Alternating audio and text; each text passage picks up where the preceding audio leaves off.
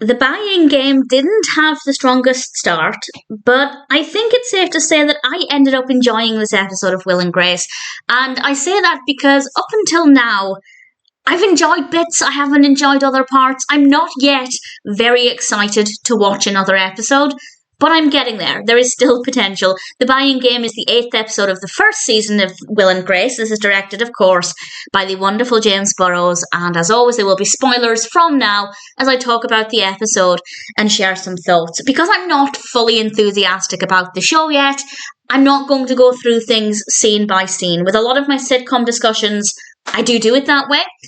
And hopefully I'll get there with Will and Grace, but at the moment I'll just talk about the two main parts of the narrative and share some thoughts, some personal highlights, things that made me laugh, and, well, if there's anything I didn't like. But with this one, there wasn't anything that I didn't like. It was just maybe a little bit slow. So there are two parts to the narrative, one focusing on Will and Grace and one on Jack and Karen. And I'll talk about Jack and Karen first because I have the least amount of thoughts there. Jack has decided that his profession will be a massage therapist, and he asks if he can practice massage on Karen. Karen initially says no, but it ends up agreeing, and we're in her apartment. We have a brilliant bit of physical comedy with Jack trying to put up the table. Absolutely enjoyed that a lot. And Karen ends up really enjoying the massage, which I guess is a big compliment to Jack. And the other bit I loved. This one definitely for me is all about the physical comedy. There's this bit where Karen kind of curls up, not so much in a ball, but she's very scrunched up at the front of the table and just kind of unfurls and slides down it. And again, really brilliant bit of physical comedy. Really enjoyed that. I don't have too many other thoughts about that part of the narrative. I just enjoyed their interactions. I think Jack and Karen work really well together. Then we come to Will and Grace, and it starts off establishing the main narrative as Grace visits Will at work, and she reveals that she actually has the chance to buy the studio where her office currently is, so she can actually own that property. And she's really excited about this. Will is going to help her get a good deal. But without Will's knowledge, she then ends up agreeing to a deal, and she gets 5% off the price. And Will says that that's not the landlord's floor. They absolutely could have gone lower than that. So eventually Grace agrees that she and Will can talk with the landlord together, and we have this really funny scene, funny for two reasons, where Will is basically, he's talking Grace down, he's putting her down to the landlord, saying she's not a business person, she never should have agreed to this on her own. And I mean, the things he's saying are quite harsh, but it's very well written, which is part of the reason why I liked it. But also Grace's response, her facial expressions, just absolutely fantastic. It was very clear what Will was doing. He was just putting her down to make the landlord realise she never should have negotiated that 5% without legal representation there. And they end up agreeing to a much lower price. That should be a fantastic thing, but Grace isn't happy. And she tries to make Will say to her that she's a good businesswoman, and he can't say it.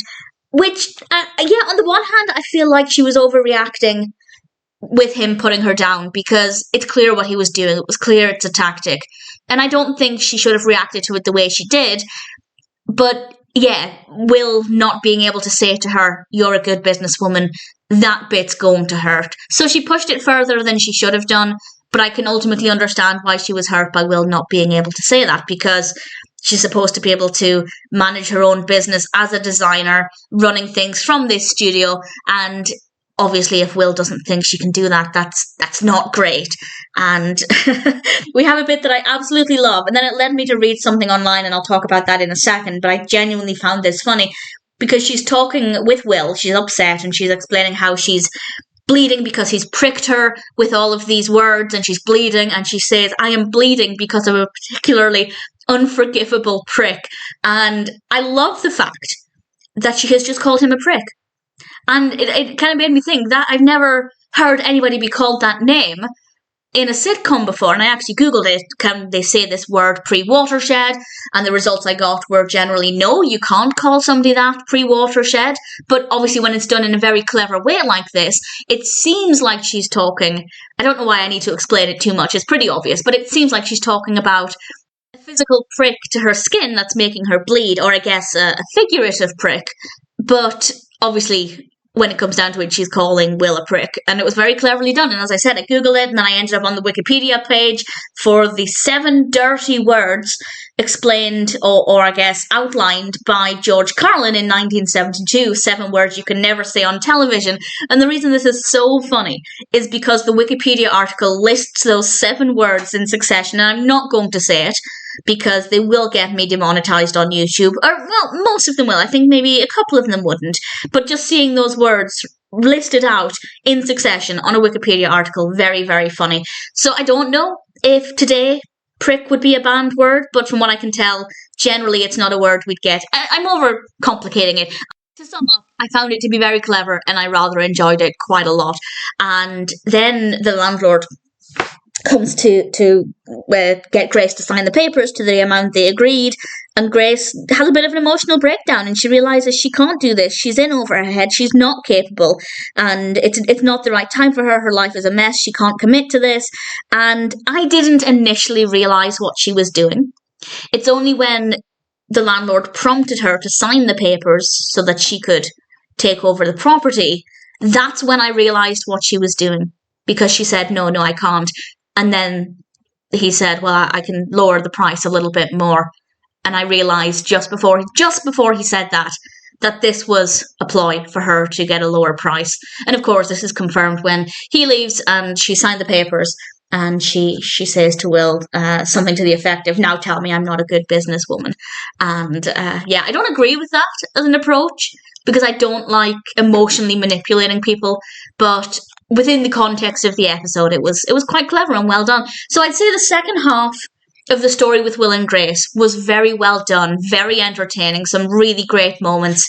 The story with Jack and Karen right throughout, I really thoroughly enjoyed.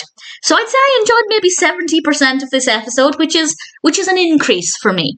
Because, as I said, I'm really struggling to enjoy Will and Grace, which I don't like to think of because I worship James Burrows and I really want to love this show. And there's still potential. As I said, regardless of what happens, I will make it to the end of the first season and then I will decide if I wish to continue because it's still very early days, all things considered, still only 8 episodes into what was ultimately quite an extensive series. So time will tell whether or not I fall in love with it, but I feel like over time I'm enjoying more and more of it. The Buying Game is a pretty decent episode, certainly with some really strong moments. I still can't say that I loved it, but I think I laughed more with this episode than I have with any others, I think. So that's definitely a really good sign. Keen to see what the next episode is like. I will go in with an open mind as I do with every episode. And for now, I'm pleased to say that The Buying Game, while not perfect, was still a pretty good episode.